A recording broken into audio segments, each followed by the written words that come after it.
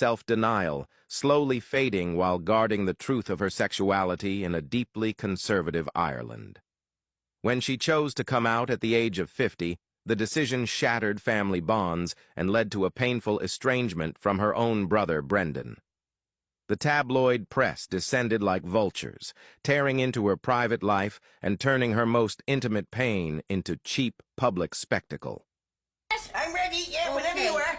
Expose the relevant area. What the fuck does that mean? Get your knickers down. The storm reached its most violent point in 2005, when relentless public pressure and isolation pushed Eilish to the edge of suicide. She sank into profound depression, convinced she was a sinner cast aside by the world. Even her 2018 memoir, intended as a form of release, reopened old wounds when Brendan accused her of exposing the family's private suffering.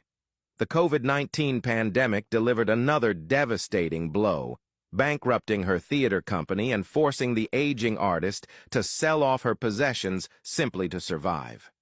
It was then that she fully grasped the cruelty of fame, how it can lift you toward the sky, only to abandon you in the coldest depths.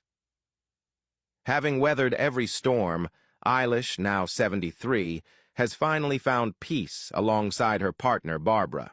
She has emerged as a powerful voice for the LGBTQ+ community, transforming past suffering into strength and advocacy. Her greatest fortune is not measured in wealth, but in the freedom to live authentically, a freedom she claimed after more than half a lifetime spent in silence. Gary Hollywood as Dean O'Doyle. They're called baubles. Whatever. Show Mammy.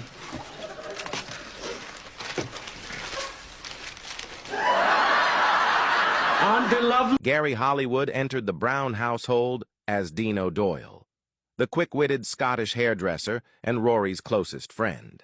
With his unmistakable accent and sharp comedic timing, Gary injected the show with fresh energy and vitality. He quickly became an indispensable presence, offering moments of gentle, understated humor that helped balance Agnes Brown's controlled chaos in the hearts of viewers. First, a business plan. Right. Let's get back to the apartment and start working on it. Right. Yet Gary's real life unfolded as a far harsher script than anything written for television.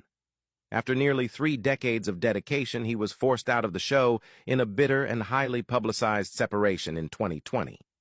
Allegations of being paid up to 50% less than his co-stars, along with claims of bullying and discrimination, exposed an unsettling reality behind the scenes. His £2.6 million lawsuit sent shockwaves through the media, but it also became a double-edged sword, severing future career paths and leaving him effectively blacklisted by broadcasters and shunned by former colleagues. The cost of speaking out proved devastating, both physically and mentally. Gary plunged into financial turmoil as his income collapsed by 80%, while mounting economic pressure pushed his marriage to the brink of collapse. In 2021, the ordeal reached a critical point when he was rushed to hospital in life-threatening condition due to severe anxiety and panic disorders. The once light-hearted performer was now a broken man, haunted by sleepless nights and relentless psychological distress.